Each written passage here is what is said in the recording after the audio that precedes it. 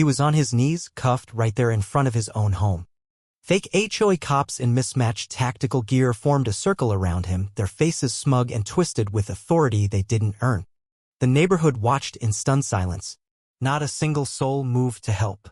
But what no one realized was that real SWAT officers were only feet away, hidden in the darkness, just waiting for one signal. What happened next would shock the entire community, but to understand how it came to this, we have to start from the beginning. It began with a sound no homeowner ever wants to hear in the dead of night, a violent crash of splintering wood and tearing metal as my front door was blasted off its hinges.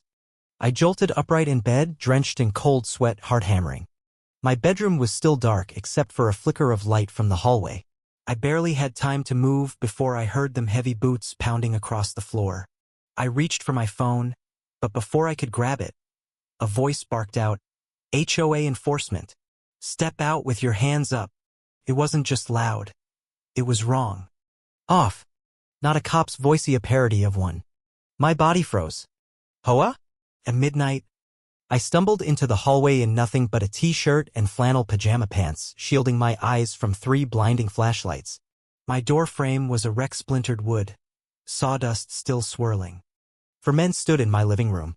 Their gear screamed wannabe SWAT, cheap black vests labeled HOA police, mismatched gloves, duct-taped knee pads. One had sunglasses on. Indoors. At night. But it wasn't the gear that unsettled me most. It was their eyes. Wild. Excited. Like they were enjoying this. "What the hell is going on? Who are you?" I asked, raising my hands. The bald guy with the mirrored shades stepped forward, holding a clipboard like it was some holy decree. "You are in violation of HOA Ordinance 14, unauthorized outdoor furniture exceeding design compliance," he recited flatly. My brain stuttered. "You're breaking into my house over patio chairs?" He didn't answer. Another man stepped behind me and slammed my arms down, cinching plastic zip ties around my wrists so tight they burned. Panic exploded in my chest. "This is illegal. You're not cops," I shouted, thrashing. They ignored me. One unplugged my security camera. Another kicked over a coffee table like he was conducting a raid. Outside, I could see flashlights moving through the bushes. More of them. One even shouted clear, like we were in some tactical operation. Fake badges. Real fear. Porch lights flicked on around the neighborhood. I saw silhouettes peeking from behind curtains, blinds twitching. No one opened a door. No one shouted. They'd scared people into silence. This wasn't their first rodeo. HOA President Trevor Dalton had been bragging for months about upping enforcement. Most thought he was bluffing. Just HOA theatrics. But this was war. They dragged me outside, pushed me to my knees on the cold pavement. The bald guy sneered. "Next time, read the bylaws, jackass." One of them took out a phone, not a body cam, a regular phone, filming me like I was some criminal. I locked eyes with him. "You're impersonating law enforcement. That's a felony." "We don't answer to the city," he said. "We answer to the board." But what they didn't know was I hadn't been caught off guard. For weeks I'd been collecting evidence, photos, audio recordings, documents showing Trevor and his cronies abusing their positions to terrorize the neighborhood. Everyone else was too scared or too tired to fight. But not me. And I wasn't alone. Right then, 5 fully armed, real SWAT officers led by my cousin Marcus were just 20 feet away, hiding in the grass of my backyard, waiting for the signal. Marcus had warned me. "They're escalating. If they make a move, don't fight back. Keep them talking. We'll be there." So I waited. Calm. Focused. Letting them keep digging. The fake officers strutted, filming their staged arrest. One high-fived another. They thought they were untouchable. They had no idea they were minutes away from their collapse.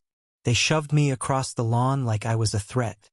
I was barefoot, cuffed, humiliated, surrounded by neighbors who watched through slits in their blinds. The garage light cast a sickly yellow hue on the scene. A skinny guy with a patchy beard and an "No Fear" neck tattoo chuckled behind me. "Next time, don't break the rules. This HOA don't play." I stayed silent. They slammed me onto the hood of my car.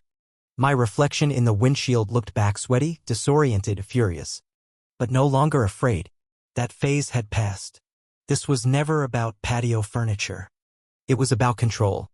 Trevor Dalton had been tightening the noose for months.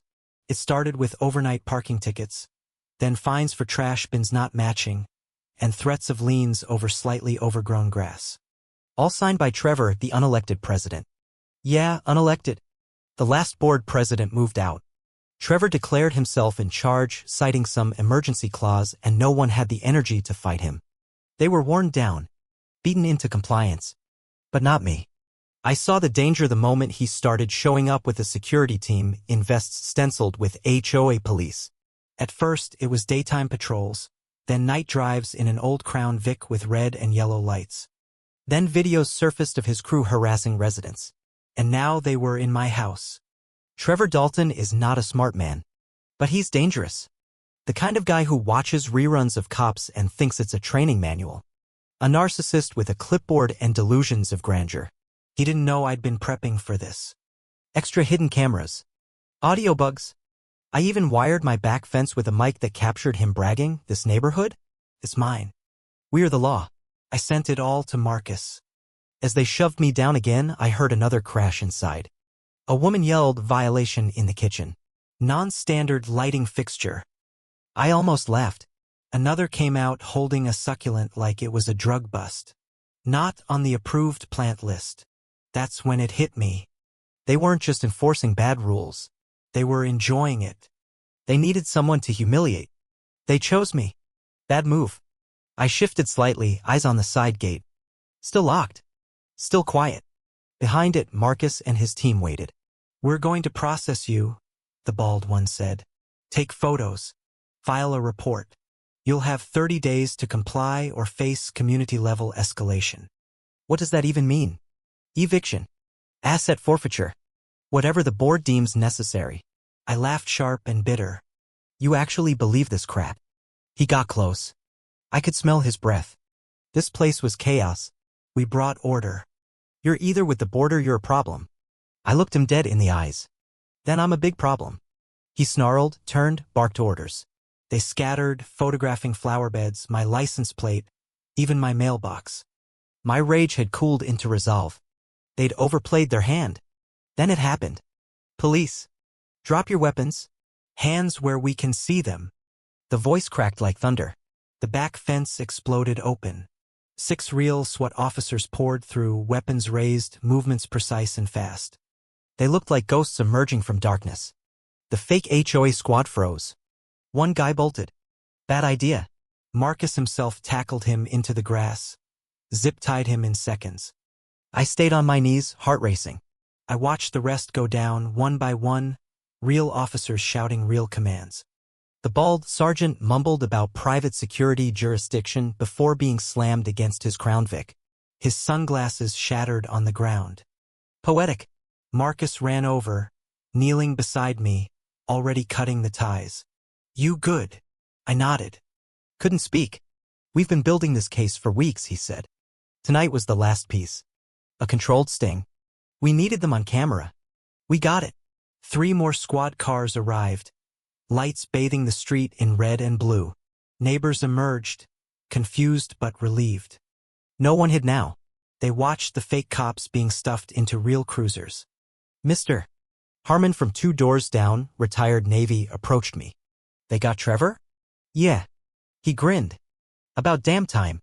A SWAT officer walked over with a clipboard, evidence cataloged, fake badges, forged warrants, even a bogus HOA raid form with clip art of a gavel. Marcus shook his head. "They thought they were untouchable." I let out a breath. "They thought they were building a state."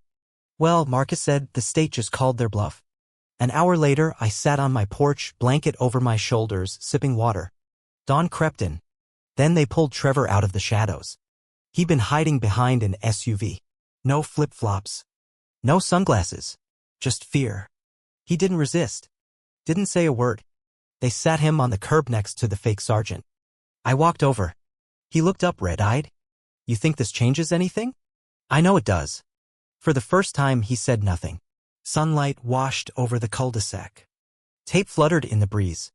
The fake Crown Vic got towed. Statements were taken. But the loudest message was the silence that follows when fear dies. Trevor was the last to go, slumped in the back of a cruiser. And then, slowly, something beautiful happened. People stepped outside. Harmon. The Crawfords. Miss Lee. One by one, they walked into the street like waking from a bad dream. Then clapping. Soft at first, then more joined. Not applause. Recognition. Bethany, a nurse who'd been fined 4 non-compliant porch lights, approached me. You okay? I nodded. She held out her hand. Thank you. I realized then this was never just about me. It was about all of us. In the days that followed, the story exploded. National headlines. Fake HOA police busted in dramatic sting. Trevor's crew had been operating for 7 months. Forged documents. Fake bylaws. Nearly $40,000 siphoned into a shell account labeled Community Tactical Readiness. The actual HOA board had resigned months ago, bullied out. Trevor ran everything through forged minutes and fake proxies. But the evidence Marcus and I collected? Bulletproof. Trevor was denied bail. The others pled guilty fast. Their faces were everywhere. And my patio chairs? Still there. Still unapproved. But now with a steel plaque beside them, this area protected by real law, a gift from Marcus. 3 weeks later, we held the first real HOA meeting in a year. On my lawn. No ballots. No lies. Just neighbors. We elected a small board. No one named Trevor. No sunglasses indoors. They asked me to join. I smiled. I've had enough excitement for a lifetime. But I'll be watching. They laughed. But they knew I meant it. Weeks passed. The neighborhood felt lighter. Happier. Kids played. People painted houses crazy colors. No one cared. We weren't free from rules.